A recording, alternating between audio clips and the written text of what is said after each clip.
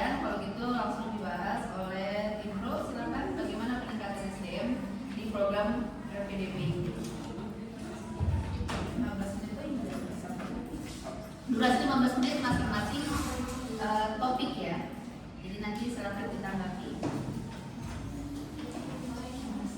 Sudah mulai kata tim kiper. Tim kiper sudah mulai. Silakan tim Pro. Iya,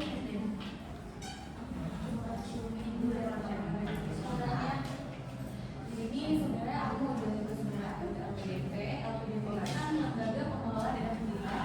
Jadi lembaga ini itu di bawah Kementerian Keuangan Republik Indonesia yang mengelola dana pendidikan dan memberikan beasiswa seperti S2 dan S3 bagi masyarakat Indonesia untuk pendidikan tinggi. Nah, jadi kata di sini kita dari Pinto mendukung LPDP untuk meningkatkan SDM atau sumber daya manusia. Jadi menurut kita dari tim Pro, LPDP itu merupakan investasi jangka panjang pemerintah untuk meningkatkan kualitas sumber daya manusianya. Jadi di era sekarang itu persaingan itu nggak cuma terjadi di antar perusahaan, tapi juga di antar negara juga. Nah, oleh karena itu Indonesia membutuhkan SDM yang memiliki pendidikan tinggi, kompetensi yang baik, kemampuan berpikir kritis, serta mampu bersaing di tingkat internasional. Melalui program beasiswa LPDP ini, masyarakat Indonesia memiliki kesempatan untuk melanjutkan pendidikan jenjang yang kedua dan S3, baik di universitas terbaik di dalam negeri maupun di luar negeri. Nah, selama menempuh pendidikan, para penerima beasiswa tidak hanya memperoleh ilmu pengetahuan yang lebih mendalam, tetapi juga belajar mengenai perkembangan teknologi, metode penelitian, budaya kerja yang profesional, serta cara berpikir yang lebih inovatif. Tapi kita juga menyadari bahwa kemampuan suatu negara tidak hanya bergantung pada kekayaan sumber daya alam dan bumi, tetapi juga ditentukan oleh kualitas sumber daya manusianya. Di zaman sekarang itu banyak banget negara maju yang memiliki sumber daya alam terbatas, tapi mampu berkembang karena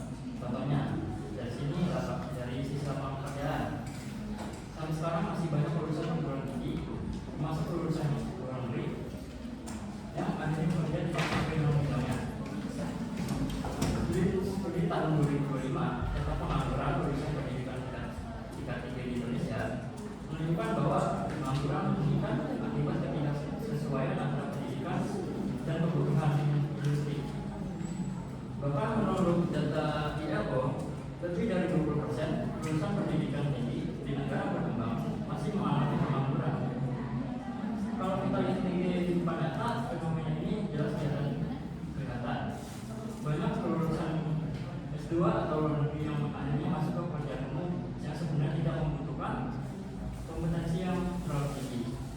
Artinya negara sudah mengeluarkan biaya besar untuk membiayai pendidikan kualitas global, tapi sistem kerja di dalam negeri belum mampu memanfaatkan kemampuan mereka secara maksimal. Selain itu, masalah graduate juga masih nyata terjadi. Ada alumni yang memilih bekerja atau menetap di luar negeri karena merasa peluang karirnya itu lebih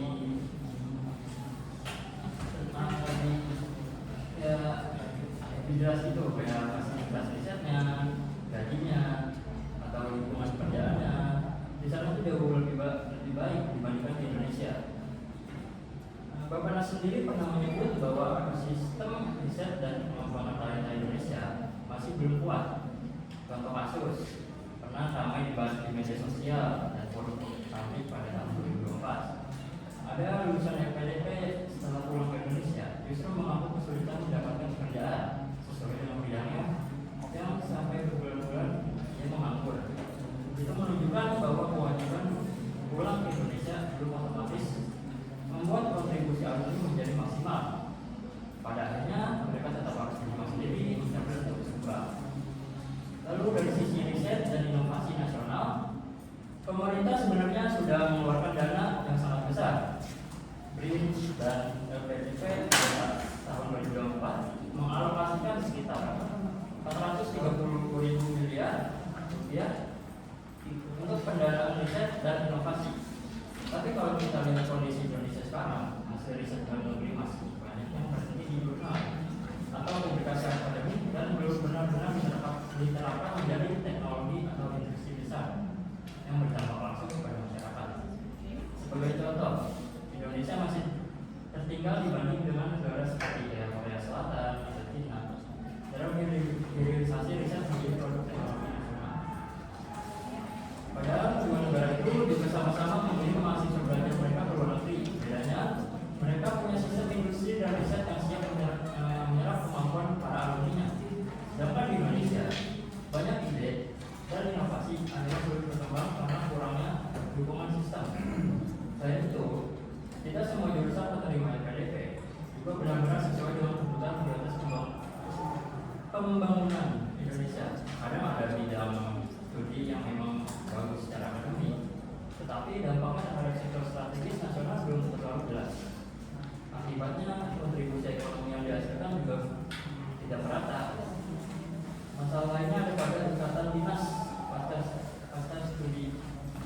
Walaupun penerima LPDP diwajibkan kembali ke Indonesia, negara belum punya sistem penempatan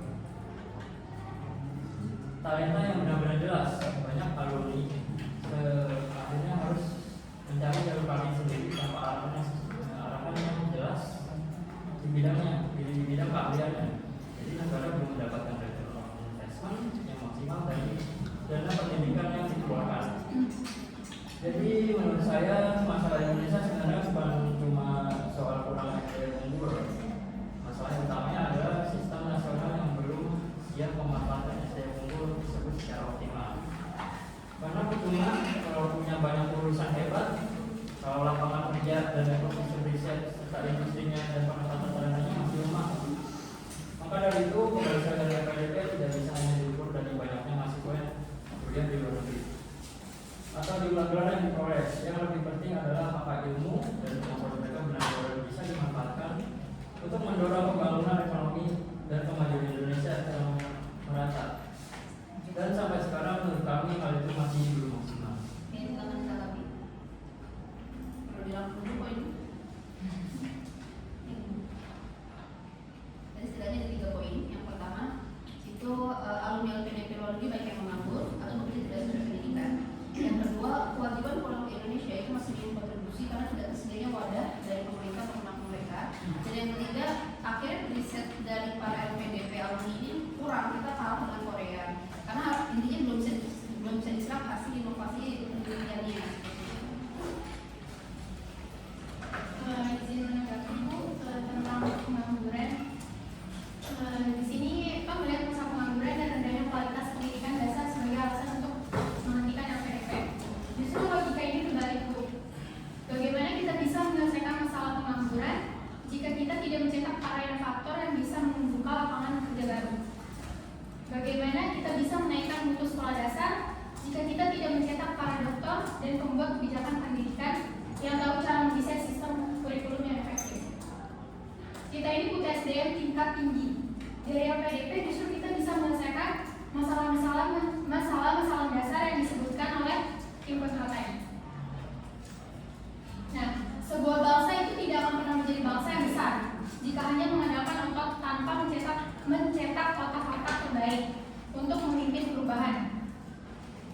Justru adanya PDP ini, negara hadir untuk memastikan Indonesia tidak terjebak dalam middle income. Mayoritas tenaga kerja di Indonesia saat ini masih berada di sektor informal atau lulusan pendidikan menengah. LPDP masuk untuk memotong ongkos tersebut. Negara mengirim SDM terpilih untuk belajar di universitas terbaik dunia, bukan cuma untuk gaya-gayaan untuk ke luar negeri, tapi untuk mentransfer ilmu langka seperti green energy hingga internasional.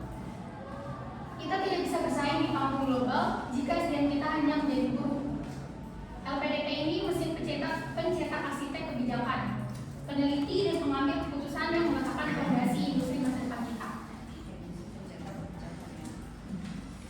Indonesia ini tidak pernah kekurangan jumlah pekerja. Kita memiliki bonus demografi yang melimpah. Namun, tantangan terbesar kita itu krisis tenaga ahli spesialis. Bagaimana kita bisa keluar dari middle income trap, jebakan negara berpendapat menengah? Jika kita terus-menerus mengandalkan ekspor komoditas mentah tanpa adanya inovasi. Disampaikan bahwa LPDP memberikan peluang masuk kerja dari hasil riset dan inovasi.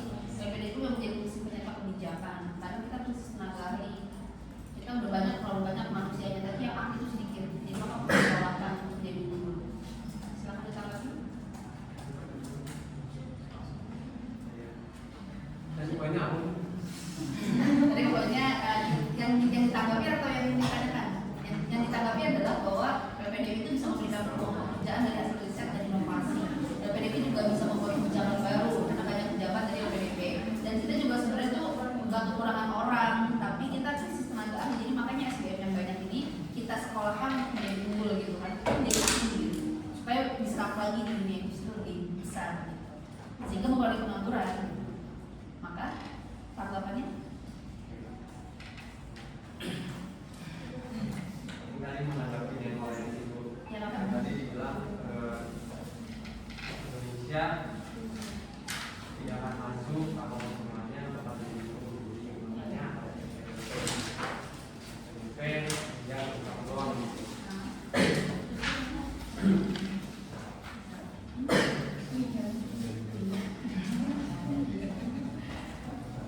Gimana Nak? Ya, Gimana Om? tadi kan sempat ada dibilang kalau Indonesia ini mungkin sulit maju kalau misal mayoritas Indonesia itu pendapatnya masih dulu, makanya LPDP ada hadir di situ. Cuman kalau menurutku adanya LPDP ini mungkin tidak terlalu berdampak signifikan karena memang mayoritas lulusan LPDP ini itu memang lebih banyak jadinya yang guru atau tenaga profesional. Bahkan ini kalau penelitian 2024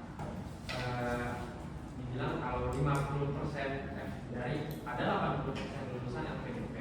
Nah, dari 80% ini 50% ini sebagian 50% ini kebanyakan adalah ranahnya PNS dan ASN.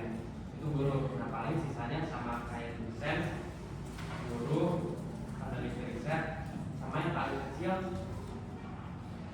kecil wirausaha 5% gitu. Nah, itu kan tidak maksudnya kurang memberikan dampak yang lebih signifikan gitu karena ya Mungkin bisa ditangkap maksudnya. Jadi mereka lulusan hanya menjadi ASN, hanya menjadi guru, dosen, dan bahkan yang menjadi wirausaha atau membuka lapangan pekerjaan hanya 5%. Dan jadi kurang memberikan dampak yang terlalu berpengaruh gitu. Gimana? Tetapi dari sektor pendidikan dan riset itu ribuan alumni LPDP itu kembali ke Indonesia sebagai dosen dan peneliti di berbagai kampus. Mereka juga membuat standar kurikulum internasional dan cara mengajarnya juga interaktif dan memperbanyak publikasi jurnal ilmiah internasional atas nama Universitas Indonesia. Nah, dengan itu kita menaikkan tingkat kampus-kampus kita dalam dunia. Dan juga dalam sektor ekonomi kreatif dan digital startup, faktanya banyak alumni LPDP yang pulang tidak mau menjadi pegawai. Mereka membuka lapangan kerja baru menjadi entrepreneur. Mereka menerapkan ilmu bisnis luar negeri untuk membangun bisnis lokal yang modern dan menyerap tenaga kerja dengan bangsa. Oke, waktu habis, ada time juga. Tepuk tangan untuk topik pertama. Kita masuk membahas tentang bagaimana keadilan dan akses persyaratan di program LPDP ini. Apa yang dipermasalahkan? Silakan. Baik, nah, yang pertama dari Dewan Juri dari moderator juga sama para peserta sekalian, tim kontra di sini hadir bukan untuk perubahan LPDP ya, tapi kami hadir karena percaya bahwa dana publik yang senilai 180,8 triliun yang dikumpulkan oleh dari pajak masyarakat Indonesia itu wajib mendapatkan tanggung jawab yang lebih tinggi. LPDP sendiri mengklaim mewujudkan keadilan, tapi dari data laporan resmi LPDP sendiri dari tahun 2024 tahunan membuktikan sebaliknya 3 dari 5 penerima berada di Pulau Jawa. Papua Pegunungan mencatat 0% penerima.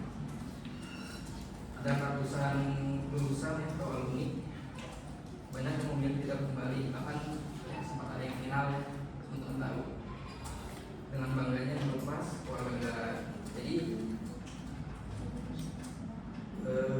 saya ingin membacakan data laporan dari LPDP tahun 2024. Di sini Jawa Barat sendiri terdapat 9.371 penerima. Jawa Timur itu 6.902, DKI Jakarta 6.412. Nah, dari 3 provinsi ini saja sudah menyumbang lebih dari 41% dari seluruh penerima LPDP sepanjang 12 hari. Sementara Papua Pegunungan bukan sedikit, 0, tapi benar-benar 0%, dan juga Kalimantan Utara juga hanya 0,1%. Jika yang ini disebut keadilan, maka definisi keadilan kita perlu dipertanyakan lagi. Oke, jadi disorot dari banyaknya penerima di Jawa Tengah, di Jawa dan sekian, Jawa Tengah sekian. Jadi dari berbagai provinsi banyak penerima LPDP dari rata-rata dalam hidup habis sebesar 100 triliun. Jadi 3-5 itu menjadi di Pulau Jawa. Ya, di luar mereka kembali atau tidak, tapi intinya pemerataan ini tidak adil karena banyak provinsi yang memanfaatkan manfaat ini hanya di Pulau Jawa. Di Papua tadi sedikit gitu ya. Ya, jadi pertanyaan saya, apakah anak muda berbakat dari pegunungan Bintang itu tidak dapat Mendapatkan atau layak mendapatkan beasiswa ini, atau justru sistem seleksinya yang nggak benar-benar pernah menjangkau mereka? bagaimana dengan sistem rekrutannya atau penyeleksian penerima beasiswa? Saya.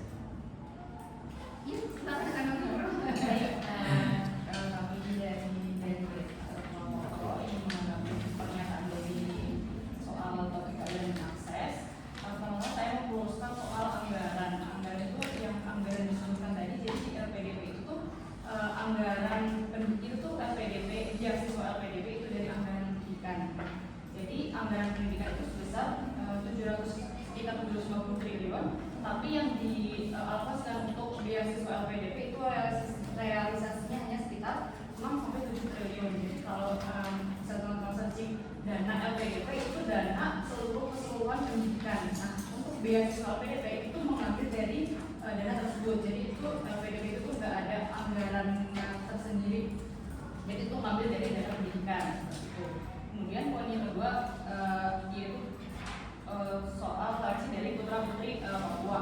Sebenarnya dari jalur beasiswa LPDP itu ada sekitar 5 jalur, yaitu beasiswa umum, yaitu reguler, kemudian ada beasiswa afirmasi, yaitu penyandang disabilitas, termasuk adalah putra putri Papua, kemudian ada afirmasi 3T, kemudian ada targeted seperti PNS, TNI, Polri, kemudian ada juga jalur berdasarkan bidang studi seperti teknik atau sosum, kemudian ada tujuan studi yaitu luar negeri dan dalam negeri. Jadi kalau tadi dibilang apakah tidak ada akses untuk putra putri Papua itu kurang tepat, karena dari jalur LPDP-nya sendiri itu tuh ada beasiswa afirmasi yang dikhususkan untuk putra putri Papua. Akan tetapi yang perlu disoroti di sini adalah bukan jalur LPDP-nya, keseluruhan dari pendidikan di Indonesia itu memang belum merata. Jadinya sebenarnya bukan LPDP yang perlu privilege untuk kita mendaftar LPDP, tetapi akses untuk mendaftar LPDP itu sudah susah duluan gitu. Dan menurut saya LPDP itu sebagai salah satu langkah untuk meningkatkan SDM seperti yang sudah disebutkan dari topik sebelumnya, yaitu kalau kita ingin meratakan pendidikan di Indonesia itu juga dimulainya salah satunya dari program atau beasiswa LPDP seperti itu. Lalu Terjawab sih. untuk menurut saya prioritas kebijakan pemerintah di sektor pendidikan itu harus ditingkatkan, bukan hanya beasiswa LPDP tetapi pendidikan dalam negeri in general.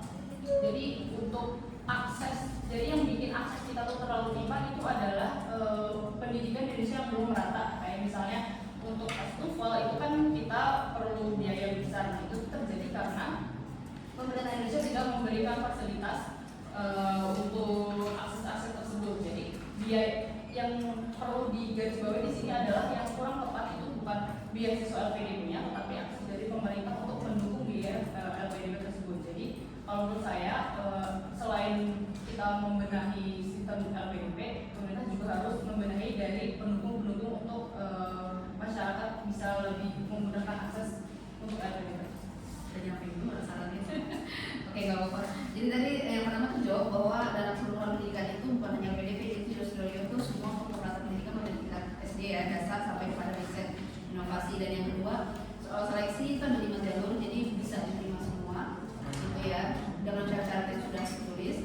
Terus pemerintah juga sudah melakukan pendidikan untuk les bahasa asing. Nah itu bisa digunakan oleh orang yang mungkin pendidikannya susah untuk bisa dapat les mahal gitu, untuk bisa lulus di IELTS, di TOEFL gitu. Jadi pemerintah sudah memberikan fasilitas itu untuk les bahasa asingnya, untuk bisa lulus diterima di PDP. Sekarang kita lagi. Tapi kan ada aksesnya 5 jalur ya Pak. Kan untuk kita mendaftar PDP jalur luar negeri, seorang harus memiliki skor IELTS yang memiliki 6,5 skornya. Sama ya. Untuk angka yang terdaftar terdengar sederhana tapi menyimpan hambatan ekonomi yang besar. Ini dapat data dari Google, skor IELTS minimum daftar PDP luar negeri itu ada 6,5 IELTS atau 80 IELTS IGP. Biaya khusus persiapan IELTS atau paket intensif itu 5-15 juta per paket. UMR rata-rata nasional itu 3,34 juta per bulan. Persentase pendaftaran lolos LPDP 2024 itu ada 18,5%, terendah sepanjang sejarah. Jumlah pendaftaran LPDP 2024 itu ada 21.027 orang rekomendasi tinggi. Penerima LPDP jalur reguler 2025 itu ada 4.211 orang dari 79,126 daftar atau 5,3. Satu paket persiapan itu di lembaga resmi bisa mencapai 5 hingga 50 juta. Sementara UMR itu kan di 2025 itu 3,34 juta per bulan. Artinya seorang harus mengorbankan gaji 2 hingga 4 bulan hanya untuk persiapan satu syarat administrasi. Dan hasilnya tingkat kelulusan LPDP 2025 itu kan cuma 5,3% dari 79.000 pendaftar. Hanya 4.211 yang diterima. Pertanyaannya, siapa yang punya sumber daya untuk mencoba berkali-kali sampai berhasil? Bukan mereka yang hidup dari upah minimum. Iya, mereka yang memiliki gaji UMR orang tuanya mungkin akan sulit untuk bicara itu karena biaya persyaratan untuk bisa IELTS mencapai skor tertinggi itu merupakan biaya yang tinggi. Gimana anggapannya?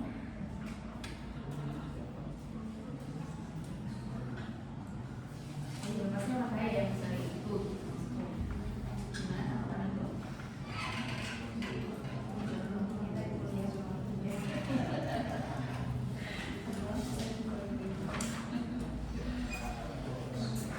Baik, saya menanggapi seperti yang sudah saya sebutkan tadi bahwa sebenarnya syarat-syarat tersebut itu tuh terikat dengan syarat-syarat dari kampus yang ingin didaftarkan di luar negeri. Jadi sebenarnya saya setuju bahwa untuk akses kita memang kayak IELTS, TOEFL itu tuh biayanya mahal. Tapi yang perlu disoroti di sini adalah bukan dari sistem LPDP-nya yang entitled atau hanya memberikan akses ke orang yang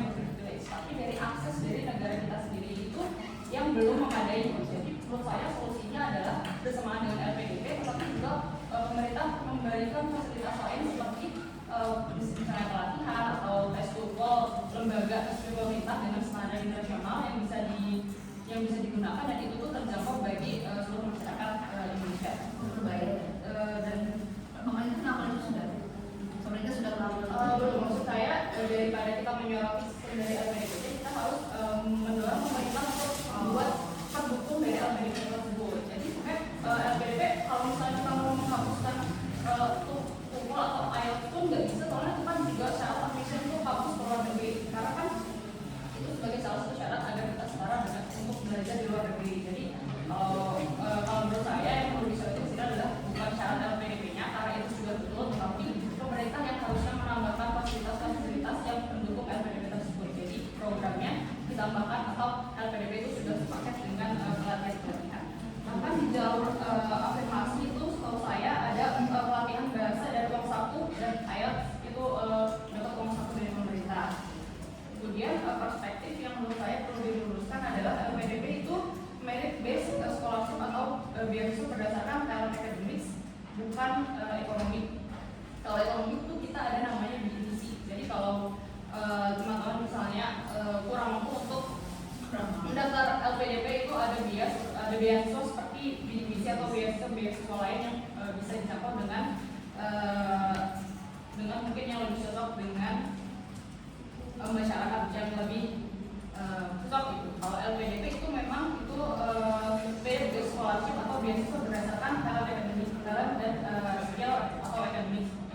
Jadi mungkin ini perspektif yang harus diluruskan bagi teman-teman yang untuk memandang LPDP itu sebenarnya beasiswa seperti itu.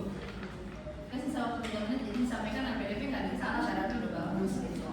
Emang penerimanya aja mungkin harus tahu diri atau mempersiapkan lebih untuk bisa menerima. So kalau nggak itu bisa ada beasiswa lain itu ada divisi, mungkin di beasiswa Universitas Indonesia dan lain sebagainya. Gimana tanggapan kita? Saya juga Ada tambahan? sudah tadi kan dari tim kontrol bertanya siapa yang bertanggung jawab apakah mensyaratkan untuk PDP ini. Lembaga Pengelolaan Dana Pendidikan PDP di bawah Kementerian Keuangan Republik Indonesia telah menjawab kebijakan menetapkan syarat pendaftaran pelaksanaan seleksi, akreditasi seleksi, bakat, skolastik dan seleksi substansi.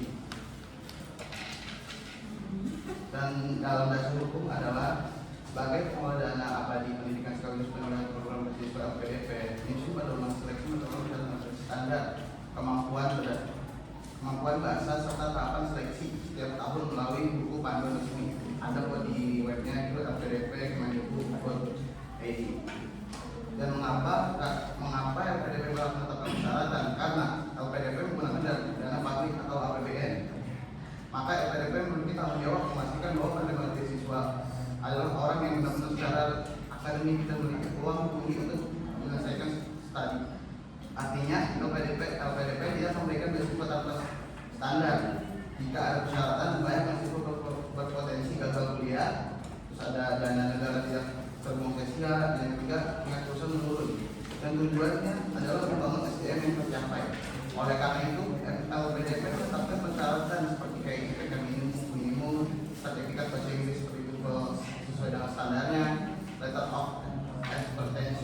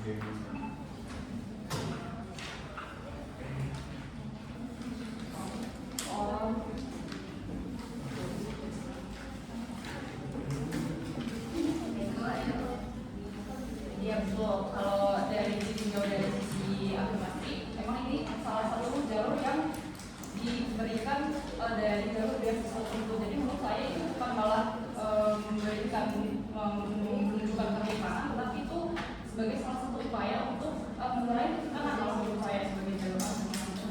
Kalau dari Putra Putri Papua tadi, karena kan itu program yang namanya program ada hasilnya atau belum ada hasilnya.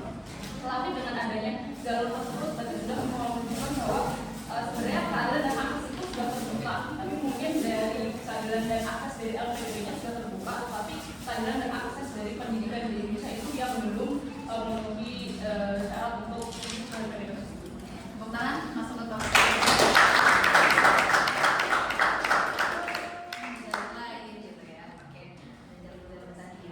Oke, masuk ke alokasi anggaran. Ini karena ini anggaran tadi dibahas tentang mulai bilang uang rakyat. Kalau itu tim pro aja deh, gimana sih? Tim pro ada anggaran ini alokasi sudah tepat belum sih sebenarnya? Atau dari mulai alokasi di awal sampai kepada realisasi pencapaian kontribusi untuk kembali lagi ke uang rakyat?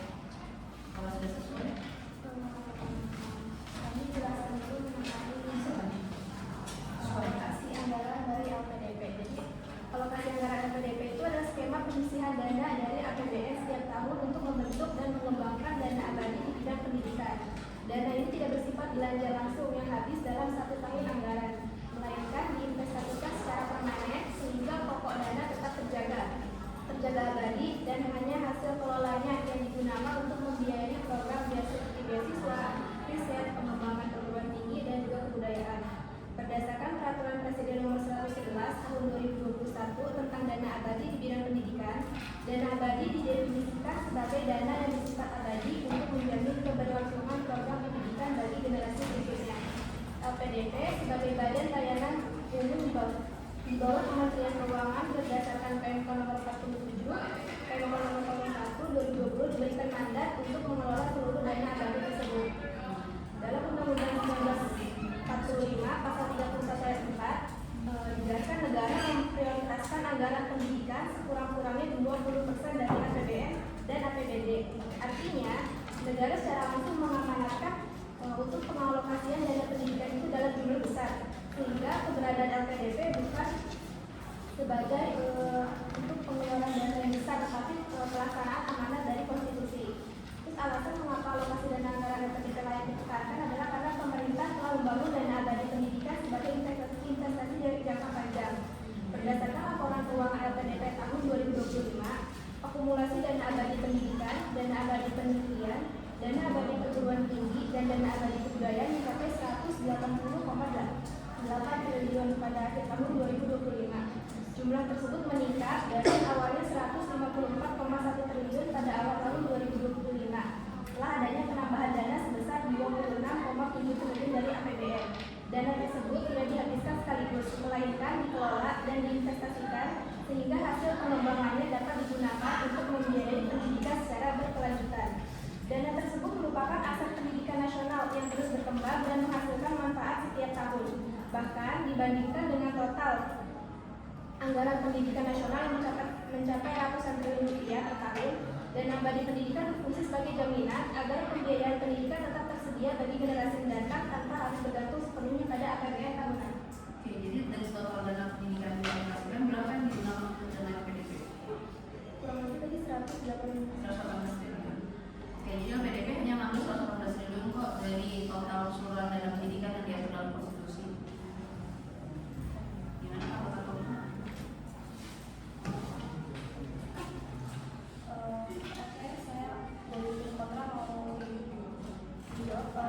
Berdasarkan data resmi pemerintah, dana abadi yang dikelola LPDP dari tahun 2021 hingga tahun 2025 telah mencapai sekitar 154 triliun. Angka ini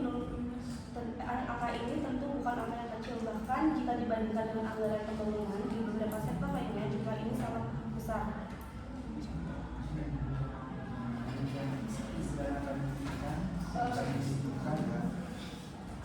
Itu kan tadi sekitar 118 triliun.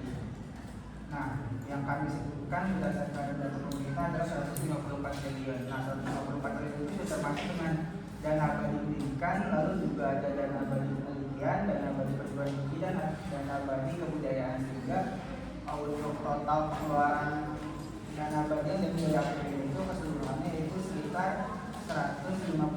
triliun rupiah.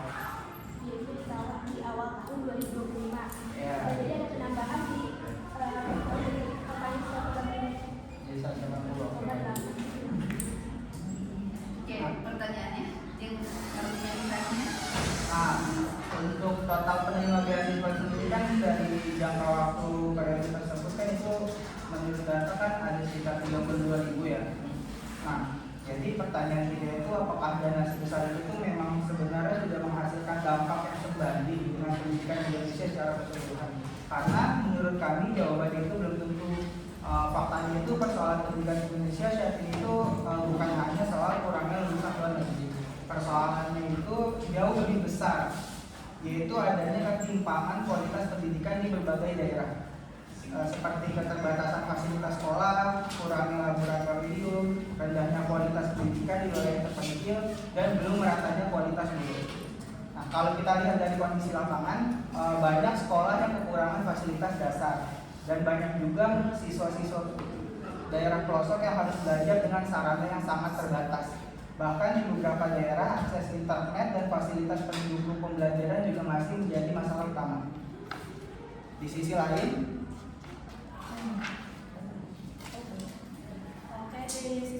negara mengeluarkan biaya yang sangat besar untuk membiayai sebagian kecil masyarakat agar dapat menempuh pendidikan di luar negeri. Nah, di sini kami melihat adanya persoalan prioritas. Kami tidak mengatakan bahwa beasiswa luar negeri tidak penting, namun ketika negara memiliki sumber daya yang terbatas, maka harus ada pertimbangan mengenai program mana yang memberikan dampak paling luas bagi masyarakat.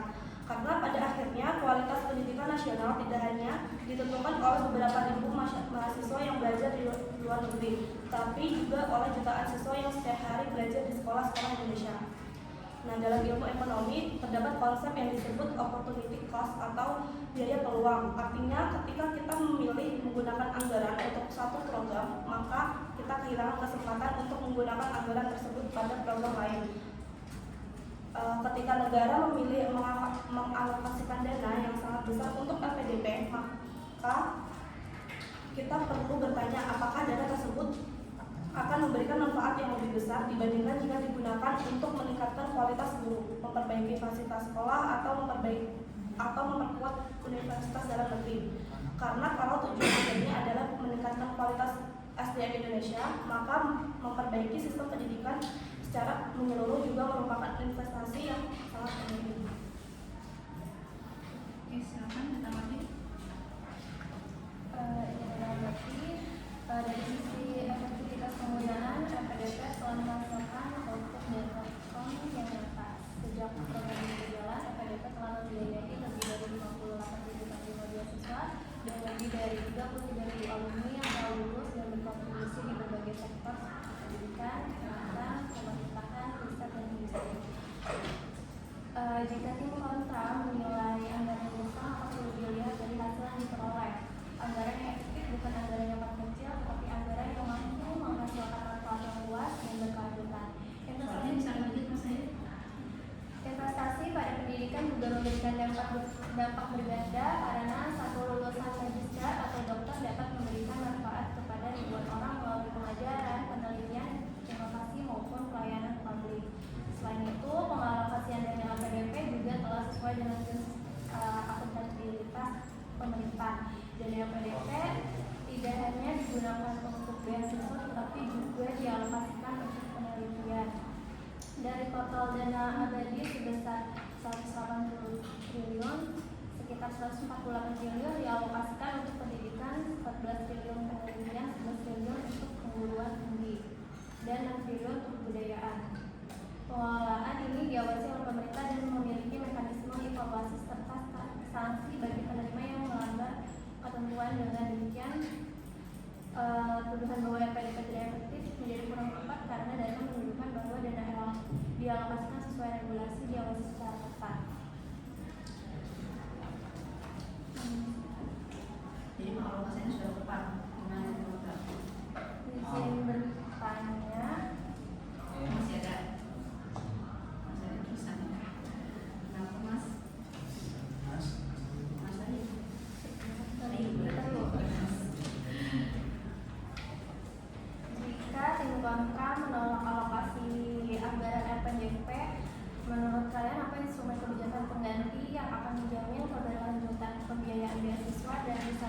lintas generasi tanpa tergantung pada siklus politik anggaran tahunan yang akan dipotong setiap 5 tahun. Baik, izin untuk menanggapi. Jadi balik lagi ya, kita itu sebagai tim kontra di sini itu menegaskan kalau kita itu sebenarnya nggak menolak untuk keberadaan LPDP.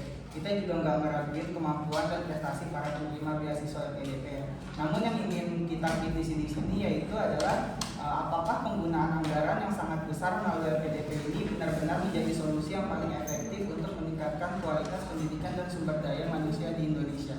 Nah, kita itu sering dengar juga kan cerita tentang kesuksesan alumni LPDP yang berhasil menjadi dosen, peneliti, atau pejabat publik, dan tentu saja itu juga pantas ya untuk kita apresiasi. Namun kita juga harus melihat kenyataan bahwa nggak semua investasi tersebut selalu menghasilkan dampak yang maksimal. Karena masih terdapat banyak alumni yang ketika kembali ke Indonesia itu mengalami kesulitan mengembangkan ilmu yang diperoleh karena keterbatasan fasilitas riset, minimnya dukungan institusi, atau kurangnya ekosistem yang mendukung. Bahkan ada beberapa juga yang bahkan setelah menerima bantuan mereka menolak untuk kembali ke negara asal mereka. Nah, yang artinya negara walaupun negara sudah mengeluarkan biaya yang sangat besar untuk meningkatkan kapasitas individu, tetapi belum sepenuhnya menyiapkan lingkungan yang mampu memaksimalkan kemampuan mereka. Nah, kalau sistemnya aja belum siap, maka potensi yang dimiliki oleh lulusan terbaik sekalipun nggak akan bisa untuk dimanfaatkan secara optimal. Inilah yang menurut kami menjadi kelemahan utama dari pendekatan LPDP. Oke, pemerintah sudah menyerap pada perusahaan LPDP, bisa menyerap kemampuan mereka sesuai dengan bidangnya. Nanti ada efektif nanti LPDP manusianya itu, tapi industrinya tidak ada. Iya, lagi ekosistem yang dibangun ya. Oke, nih pertama itu dari total penerimaan beasiswa itu ada 58.513 sejak 2013, sebanyak 33.452 telah dinyatakan lulus dan mayoritas telah kembali ke Indonesia sebagaimana tercatat dalam data resmi LPDP yang dipublikasikan pada media briefing Kemenkeu Februari 2026. Artinya, kasus tidak kembali adalah pengecualian, bukan norma. Kedua, kontrak beasiswa LPDP secara hukum mengatur kewajiban kembali ke Indonesia dengan sanksi yang tegas bagi yang melanggar. Ini adalah instrumen hukum yang mengikat, bukan sekedar imbauan. Terus yang ketiga, solusi terhadap potensi brain drain bukan dengan menghentikan investasi SDM, melainkan dengan memperbaiki ekosistem karir dan inovasi di dalam negeri. Program beasiswa LPDP secara signifikan meningkatkan kepemimpinan, kontribusi sosial dan kontribusi ekonomi. Alumni menunjukkan bahwa mekanisme beasiswa sendiri sudah membentuk komitmen berkontribusi pada bangsa, sehingga menghentikan LPDP karena takut brain drain sama dengan menghentikan menanam pohon karena takut buahnya dipetik orang lain. Solusinya adalah merawat kebun agar menarik buahnya kembali, bukan berhenti menanamnya. Jadi dari data yang disampaikan berapa? Mas Ayu? Tadi Mas sebaiknya Ayu, minta ya. Tadi berapa ribu Kak yang lulus, yang tidak kembali berapa ribu? dari total 58.513 penerima LPDP sejak 2013, sebanyak 33.452 dinyatakan lulus dan mayoritasnya telah Yang tidak kembali kembali berapa? Tidak kembali tidak ada. Hanya 33.000 mayoritas kembali. Jadi tidak kembalinya belum ketahuan. Oke, terus ekosistemnya pemerintah tadi pertanyaannya adalah sudah memberikan wadah untuk urusan LPDP atau itu belum terjawab? Sudahkah ada program khusus untuk para alumni ini, mereka memberikan kontribusinya gitu? Adakah pemerintah? Belum terjawab.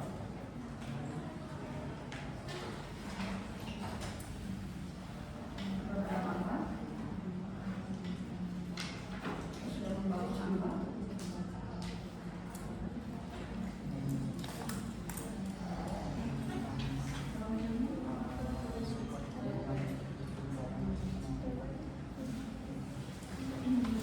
Tinggalnya termasuk siapa sih? Nggak ada batas sih yang kita akan jadi absen pertemuan promosi LPDP ya? KN yang nggak masuk siapa? IKN?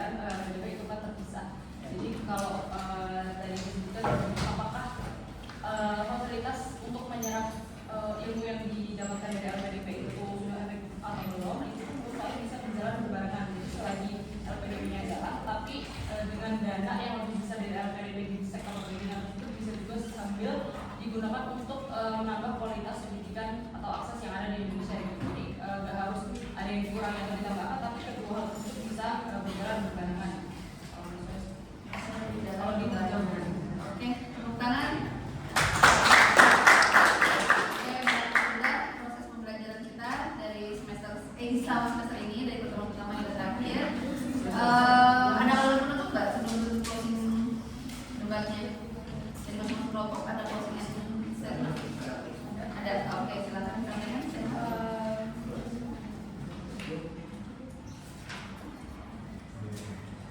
Yang terhormat Dewan Juri, moderator serta PDP di sini. Hari ini kami tidak mengatakan bahwa LPDP adalah program yang sempurna. Kami mengakui masih ada tantangan seperti pemerataan akses informasi, jumlah penerimaan daerah 3T yang masih rendah, dan perlunya pengawasan terhadap alumni. Namun kekurangan tersebut bukan alasan untuk menolak LPDP, melainkan alasan untuk memperbaikinya. Itu dari satu utama peningkatan SDM. Indonesia tidak akan menjadi negara maju hanya dengan membangun jalan, gedung, atau infrastruktur. Kemajuan bangsa ditentukan oleh kualitas manusianya. Melalui LPDP ini, negara berinvestasi melahirkan dokter, peneliti, dosen, insinyur, birokrat, dan pemimpin yang akan membawa ilmu teknologi serta inovasi bagi Indonesia. Yang kedua itu pada keadilan dan akses. Tim kontra tadi menyoroti bahwa penerima LPDP lebih banyak berasal dari Pulau Jawa. Betul, kami sepakat bahwa ketimpangan itu ada. Namun penyebabnya bukanlah LPDP, melainkan ketimpangan kualitas pendidikan yang telah terjadi jauh sebelum proses seleksi. Sebagai langkah untuk memperluas kesempatan, solusi tepat dalam mempercepat pemerataan pendidikan dan pembinaan calon penerima, bukan menghapus program yang membuka kesempatan tersebut. Yang ketiga dari alokasi anggaran. Dana LPDP adalah investasi bukan pemborosan, dan dana abadi diperlukan dikelola agar manfaatnya dapat dirasakan secara berkelanjutan. Ketika seorang penerima LPDP menjadi dosen, dokter, peneliti, atau inovator, manfaatnya tidak hanya dirasakan oleh dirinya, tetapi juga oleh jutaan masyarakat yang menikmati hasil pengabdiannya. Itulah nilai tambah dari investasi SDM. Dan izinkan kami menunjuk dengan satu pertanyaan. Jika bukan melalui investasi pada pendidikan dan manusia, lalu dengan cara apa Indonesia akan bersaing di tengah persaingan global itu? Karena itu, kami dari Pro menegaskan bahwa LPDP harus dipertahankan, diperkuat, dan terus diperbaiki agar semakin inklusif, transparan, dan mampu melahirkan generasi unggul yang membangun Indonesia. Bangsa yang besar bukan hanya bangsa yang akan sumber daya alam, tetapi bangsa yang kaya akan sumber daya manusia. Gedung dapat dibangun dalam hitungan tahun, tetapi membangun manusia membutuhkan visi, keberanian, dan investasi jangka panjang. LPDP adalah investasi untuk masa depan Indonesia. Oleh karena itu, kami mengajak kita semua untuk mendukung program ini, memperbaiki program ini dari yang kurang bagus menjadi bagus untuk kemajuan sumber daya manusia bangsa Indonesia. Terima kasih.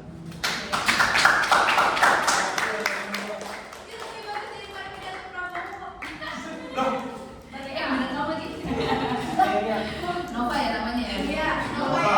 Apa ya? Anak bangsa namanya Nova Pak Prabowo. Kalau dicatat orang Depok ya. Mau dimulai metronya apa dimulai sih? Ada yang diambil ya. Jadi. Oke, closing statement dari Kontra. Sebagai penutup dari kami tim kontra, di sini kami ingin menegaskan kembali bahwa kritik kami ini bukan ditujukan kepada para penerima LPDP, melainkan kepada efektivitas kebijakannya. Karena kami berpendapat bahwa penggunaan anggaran LPDP yang sangat besar masih perlu untuk dievaluasi, terutama jika dibandingkan dengan kebutuhan pendidikan Indonesia yang jauh lebih luas dan mendasar. Masalah pendidikan Indonesia bukan karena kita kekurangan orang pintar. Masalah pendidikan Indonesia adalah masih banyak anak-anak yang belum mendapatkan akses pendidikan yang berkualitas. Masalah pendidikan Indonesia adalah ketimpangan pendidikan antara kota dan daerah. Masalah pendidikan Indonesia yaitu adalah kualitas guru yang masih belum merata. Dan masalah-masalah tersebut tidak bisa diselesaikan hanya dengan mengirim sebagian kecil orang untuk belajar ke luar negeri. Karena itu kami berpendapat bahwa meningkatkan kualitas beberapa ribu orang itu memang penting. Tetapi meningkatkan kualitas jutaan pelajar Indonesia itu jauh lebih penting. LPDP memang membantu sebagian orang untuk menjadi lebih unggul, tetapi pendidikan yang merata membantu seluruh bangsa untuk menjadi lebih maju. Yang dibutuhkan Indonesia bukan hanya lebih banyak lulusan dari luar negeri, tetapi sistem pendidikan yang mampu menghasilkan kualitas yang baik bagi seluruh masyarakat Indonesia. Jika tujuan kita adalah membangun Indonesia yang lebih maju, maka fokus kita itu tidak boleh hanya pada bagaimana membuat sebagian orang menjadi hebat, tetapi fokus kita harus pada bagaimana membuat seluruh rakyat Indonesia mendapatkan kesempatan untuk berkembang dan memperoleh pendidikan yang berkualitas. Terima kasih.